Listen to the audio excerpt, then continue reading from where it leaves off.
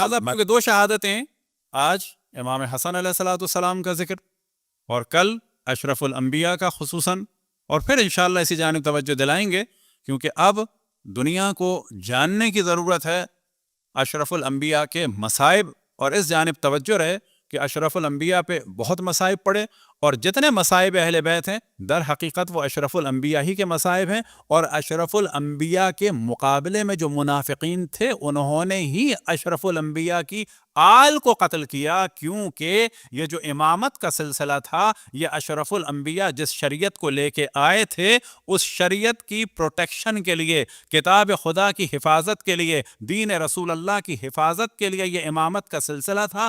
ان منافقین کو جب دین پہ حملہ کرنا تھا، ان منافقین کو جب رسول اللہ پہ حملہ کرنا تھا، تو در حقیقت یہ حملہ دین پہ کرتے تھے، در حقیقت یہ حملہ رسول اللہ پہ کرتے تھے، لیکن سامنے کبھی جناب سیدہ ہوتی تھیں، تو کبھی امام مولا امیر المؤمنین ہوتے تھے، تو کبھی جناب امام حسن ہوتے تھے، تو کبھی امام حسین ہوتے تھے، کبھی جناب زینب اور جناب ام کلثوم۔ تو ہر طرح ہر زمانے میں اپنے اپنے زمانے کے ائمہ در حقیقت اس دین کے سامنے جو ایک دیوار اور جو قلعہ تھا اس پر حملہ ہوتا۔ صلوات پڑھیں پر محمد و آل محمد۔ امام حسن علیہ السلام کے جو اشرف الانبیاء کے دوسرے خلیفہ، میں جب بھی ذکر کرتا ہوں ائمہ علیہ السلام کی شہادت ولادت میں تو اس جانب توجہ دلاتا ہوں کہ ہمارے یہاں بعض دفعہ بعض ذاکرین سادگی میں موضوعات کی جانب توجہ دلائیں، ان میں سے ایک موضوع کیا کہ ہم امامت کو مانتے ہیں خلافت کو نہیں، نہ، ہم انہی کی امامت کو مانتے ہیں، انہی کی خلافت کو مانتے ہیں۔ یعنی امام حسن علیہ السلام اشرف الانبیاء کے دوسرے خلیفہ اور امت مسلمہ کے دوسرے امام، اور اس بات کو تقریباً ہر کچھ دن کے بعد میں بیان کرتا ہوں تاکہ چیزیں کلیئر ہوں۔ جس طرح سے کہا جاتا ہے کہ فلانا شخص جو ہے وہ کیا ہے، فلانے کا باپ ہے، فلانے کا بیٹا ہے اور فلانے کا پوتا ہے، یہ ایک آدمی ہے کہ تین آدمی ہیں؟ ایک آدمی ہے۔ دادا کو نظر میں رکھیں گے اور بیٹے کو نظر میں رکھیں گے تو پوتا ہے، بیٹے کو یعنی باپ کو اور اس کو نظر میں رکھیں گے تو یہ بیٹا ہے، اور اس کے بیٹے کو اور اس کو نظر میں رکھیں گے تو یہ باپ ہے ایک۔ بالکل اسی طریقے سے اشرف الانبیاء کو، ائمہ علیہم السلام کو، اور پھر امت طرح سے تصور کریں۔ اب اگر اشرف الانبیاء کے بعد آپ تصور کریں گے ائمہ علیہم السلام کو، مثال کے طور پر مولا امیر المؤمنین کو، تو یہاں سے مفہوم نکلے گا خلافت کا، یعنی یہ آپ کے جانشین ہیں، آپ کے خلف میں، یعنی آپ کے بعد یہ آپ کی جگہ پر بیٹھیں گے، لیکن نبی نہیں ہیں۔ پس خلافت کا مفہوم نکلے گا نبوت کے بعد، یہ خلافت سکسیسر ہیں، کس کے سکسیسر؟ اشرف الانبیاء کے۔ یہ جانشین ہیں، کس کے جانشین؟ اشرف الانبیاء کے۔ پس خلافت کا اور سکسیسر کا اور جانشین کا مفہوم نکلے گا کہ جب اشرف الانبیاء کو اور ان کو مد نظر رکھیں گے۔ آیا یہ خلیفہ ہمارے ہیں، یعنی ہمارے سکسیسر ہیں، ہماری جگہ پہ بیٹھیں گے؟ نہ، سکسیسر خلیفہ جانشین اشرف الانبیاء کے۔ اور جب امام کو اور مسلمانوں کو اور امت کو مد نظر رکھیں گے تو مفہوم نکلے گا امام کا، کہ یہ اس امت کے امام ہیں، اس امت کے لیڈر ہیں، امام معصوم ہیں، انفیلیبل امام ہیں۔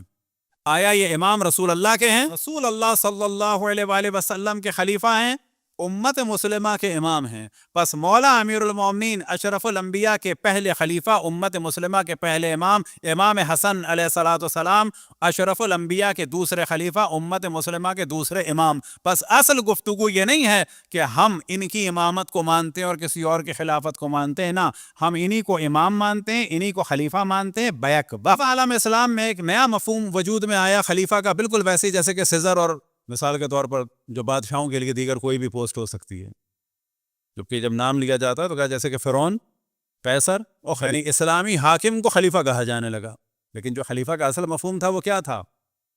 خلف رسول اللہ میں، یعنی جانشین رسول۔ اشرف الانبیاء ہم نے جانشینوں کی تعداد بتائی تھی 12، اور اپنے جانشین کا اعلان کیا تھا غدیر میں، اور ارشاد فرمایا تھا من کنت مولاہ فہذا علی مولاہ۔ جب یہ اعلان ہو گیا تو ایک دوسری غلط فہمی جو بعض دفعہ لوگوں کے ذہن میں آتی ہے کہ جی ہم شورا کو نہیں مانتے۔ مساجد امام بارگاہ میں جو گروپ ہوتا ہے کسی بھی کام کو چلانے کا، وہ شورا ہے کہ نہیں ہے؟ ممالک میں جو پوری یہ کیبنٹ وغیرہ جو بھی چیزیں ہیں سب شورا ہے۔ تو بعض دفعہ جب ہمارے بعض لوگ کہہ دیتے ہیں کہ ہم شورا کو نہیں مانتے، تو وہ صحیح کہتے ہیں، شورا کو نہیں مانتے، لیکن ایک اعتبار سے غلط بھی کہتے ہیں شورا کو نہیں مانتے. صحیح کس اعتبار سے؟ ہم کسی بھی ایسی شورا کو نہیں مانتے جو اللہ اور رسول کے حکم کے خلاف بنی. اور اگر کوئی شورا کسی پرابلم کو سالو کرنے کے لیے جیسے کہ مسجد اور امام بارگاہ یا ملک یا کوئی بھی کمپنی یا کسی کے لیے بھی بنائی جائے, کوئی مینجمنٹ کمیٹی ہو, گروپ ہو, کچھ بھی ہو, اس کو ہم مانتے ہیں کیونکہ وہ اللہ رسول کے خلاف نہیں ہے. تو اصل موضوع کیا ہے؟ اور بعض دیگر افراد کی خلافت کو نہیں مانتے, ہم مولا امیر المؤمنین ہی کی خلافت کو مانتے ہیں, انہی کو خلیفہ مانتے ہیں اور انہی کو امام مانتے ہیں. اور جب شورا کی بات ہوگی تو کہا جائے گا وہ شورا جو غدیر کے مقابلے میں حکم خداوند تبارک و تعالی اور حکم اشرف الانبیاء کے خلاف ہو, اس شورا کو نہیں مانتے. صلوات پڑھیں بر محمد و آل محمد. یا علی اللہم صلی علی. اب بعد اشرف الانبیاء کیا ہوا یہ ہم سب کی ذمہ داری ہے, اور جتنا بھی ہو سکے مختصر سا بھی اگر جملہ کوئی بنا سکے اس سے بھی کم تو اس کو بنانا چاہیے. وہ کیا کہ بعد اشرف الانبیاء ان کی آل کو ذبح کیا گیا, در بدر پھرایا گیا, اسیر کیا گیا. یہ ہمیں انفارم کرنا ہے ہر مسلمان اور غیر مسلمان کو بتانا, اور یہی ہدف ہے عزاداری کا. اور فائدہ اس سے کیا ہوگا؟ فائدہ اس سے یہ ہوگا کہ پتہ چلے گا کہ اشرف الانبیاء کے بعد کیا ہوا, اور اشرف الانبیاء کے بعد ظالم کون تھے, مظلوم کون تھے, قاتل کون تھے, مقتول کون تھے, اور کون حق رکھتے تھے اور کون نہ, کون وارث علم رسول اللہ تھے اور کون وارث جہل ابو جہل تھے. جب تک یہ چیزیں کلیئر نہیں ہوں گی اس وقت تک اسلام کبھی کلیئر نہیں ہو سکتا. جب تک ہم یہ نہیں بتائیں گے کہ ہم اشرف الانبیاء کی آل کو مانتے ہیں اور یہ عزاداری اشرف الانبیاء کی آل کے ذکر کو باقی رکھنے کے لیے ہے, اور اتفاق سے کہ ہمیں اپنے برادران اہل سنت کو بہت صاف بتانا چاہیے وہ ہمارے دشمن نہیں ہیں. پبلک ملا الگ موضوع ہے. اور ساتھ میں ہمیشہ مثال دیتا ہوں کہ فرض کریں کوئی ابراہمک ریلیجن کا کوئی پریسٹ ہو یا رہبائے ہو کہ جس کے پاس کتابیں ہوں, دلائل ہوں اشرف الانبیاء کی نبوت کے بارے میں, وہ پریسٹ اور رہبائے اور یہ بعض عیسائی یا یہودی بچے برابر ہیں, چاہے یہودی ہوں چاہے عیسائی ہوں. بہت سارے لوگوں کو کچھ بھی نہیں پتہ ان کا بیچاروں کو کیا ہے, لیکن اللہ کی نگاہ میں کیا دونوں برابر ہیں؟ روزہ قیامت دونوں سے ایک سوال ہوگا کہ تم نے اشرف الانبیاء کو کیوں نہیں مانا, میرے نبی کو کیوں نہیں مانا. یعنی اس بچے سے مراد کو 24-25 سال کا بھی ہو اور وہ آدمی جس کے پاس کتابیں ہوں دلائل ہوں, کہ دونوں برابر ہیں؟ دونوں برابر نہیں ہیں, یاد رکھیں. اسی طریقے سے وہ لوگ کہ جو جناب سیدہ کے گھر کا جنہوں نے گھراؤ کیا, اور وہ لوگ کہ جن کو علم ہے کہ کچھ لوگوں نے جناب سیدہ کا گھراؤ کیا اور اپنی کتابوں سے آشنا ہیں, اور بعض وہ لوگ کہ جو بظاہر شیعہ نہیں ہیں لیکن جناب سیدہ سے محبت کرتے ہیں, اور ان کے وہم و گمان میں بھی یہ چیز نہیں آتی کہ کوئی جناب سیدہ کے گھر کا گھراؤ کر سکتا ہے.